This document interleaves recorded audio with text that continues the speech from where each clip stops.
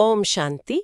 आज हम 26 अगस्त 2025 की मुरली के विचारों पर थोड़ी बात करेंगे। देखते हैं कि इसमें क्या खास है। शुरुआत इस विचार से होती है, मीठे बच्चे, ज्ञान सागर बाप आए हैं ज्ञान वर्षा कर इस धरती को सब्ज बनाने।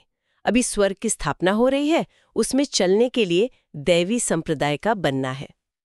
काफी गहरा विचार है ये। और इसी में एक सवाल भी है कि सर्वोत्तम कुल वाले बच्चों का मुख्य कर्तव्य क्या बताया गया है। हाँ, और इसका जवाब भी दिया है स्रोत में कि सदा ऊंची रूहानी सेवा करनी है, भारत को खास और सारी दुनिया को आम तौर पर पावन बनाना है, और सबसे जरूरी श्रीमत पर बाप के मददगार बनना है। अच्छा, तो ये जो रूहानी सेवा और पावन बनाने की बात है, इसे थोड़ा और समझते हैं। स्रोत में दो तरह के पिताओं का जिक्र है ना? एक लौकिक जिस्मानी पिता और दूसरे पारलौकिक रूहानी पिता, शिव बाबा, जिनका ज्ञान आपने कहा शास्त्रों या भक्ति से अलग है। ये कैसे? हाँ, ये महत्वपूर्ण है। स्रोत कहता है कि ये जो रूहानी ज्ञान है, ये उस बारिश की तरह है जिससे स्वर्ग बनता है, धरती हरी भरी होती है स्पिरिचुअली। अच्छा। और इसकी तुलना में जो भक्ति मार्ग है, उससे भारत मानो स्पिरिचुअली सूखा और कंगाल हो गया। तो ये एक तरह की तुलना है ज्ञान की वर्षा और असली वर्षा में। समझ गई। और ये भी कहा है कि भक्ति की जो रात थी लंबी, वो अब खत्म हो रही है और ज्ञान का दिन या सवेरा शुरू हो रहा है। यानी एक बड़े बदलाव का संकेत है। और इसमें मनुष्यों के बदलने की भी बात है, आसुरी गुणों से देवी गुणों की तरफ। बिल्कुल, मनुष्य से देवता बनने का सफर। और जो प्रजापिता ब्रह्मा के बच्चे हैं, उन्हें ब्राह्मण कहा गया है। उन्हें भाई बहन की तरह पवित्र रहने को कहा गया है। अच्छा। जैसे नाम बदलते हैं ना संन्यास में या शादी में, वैसे यहाँ आध्यात्मिक पहचान बदलती है। पर एक बात और है, शिव बाबा का नाम अचल बताया गया है। वो नहीं बदलता। ये बदलाव एक बड़े चक्र का हिस्सा है, आपने कहा।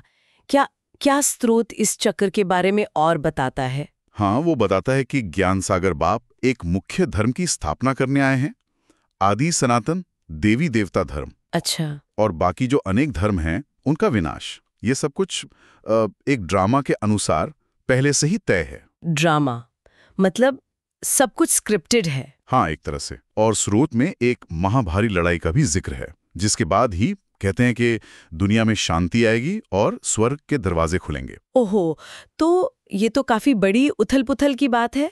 ऐसे में एक आम इंसान को क्या करना चाहिए? मतलब प्रैक्टिस क्या है? देखिए, मुख्य साधना बताई गई है मन मना भव। मन मना भव। हाँ, यानी मन से पिता को याद करना। इसे अजपा जाप भी कहा है, मतलब बिना बोले मन ही मन याद करना। कहते हैं इसे शांतिधाम जाने का रास्ता बनता है। सिर्फ याद करना या माहौल संगत, उसका भी कुछ असर बताया है? हाँ बिल्कुल, कुसंग से बचने पर बहुत जोर है। मतलब बुरी संगत से दूर रहो। कुसंग तो सत का संग करो, यानी सत्य का संग। इस ज्ञान को एक पढ़ाई जैसा बताया गया है, जिससे भविष्य के स्वर्ग में ऊंचा पद मिलता है, जैसे राजा रानी बनना। अच्छा, पढ़ाई की तरह। हाँ, और आज की दुनिया को तो काफी नेगेटिव दिखाया है, गंदी दुनिया, करप्शन वाली दुनिया, और प्रेरणा दी है कि इससे निकलकर स्वर्ग का मालिक बनना है। तो अगर मैं इसको संक्षेप में कहूं, तो ये स्रोत, ज्ञान और पवित्रता, इन तीन चीजों से व्यक्तिगत और फिर दुनिया के बदलाव से स्वर्ग की स्थापना का रास्ता दिखाता है। बिल्कुल सही कहा आपने, यही सार है। और आखिर में कुछ प्रैक्टिकल पॉइंट्स भी दिए हैं। हाँ, वो धारणा, वरदान। हाँ, धारणा के लिए मुख्य सार है कि बाप समान टीचर बनना है। युक्ति से सबको इस झूठ की दुनिया से निकालकर सच के रास्ते पर लाना है। ठीक है। और दुनिया की जो बुरी संगत है, उससे बचकर सिर्फ एक सत का संग करना है। ऊंचे पद के लिए इस पढ़ाई में लगना है और बस एक बाप की मत पर चलना है। फिर वरदान है, अपना सब कुछ सेवा में अर्पित करने वाले गुप्तदानी पुण्य आत्मा बनो। मतलब विश्व कल्याण के लिए देते चलो, अपने लिए कुछ पाने की इच्छा मत रखो। वाह। और स्लोगन है, हर बात प्रभु अर्पण कर दो, तो आने वाली मुश्किलें भी आसान लगेंगी।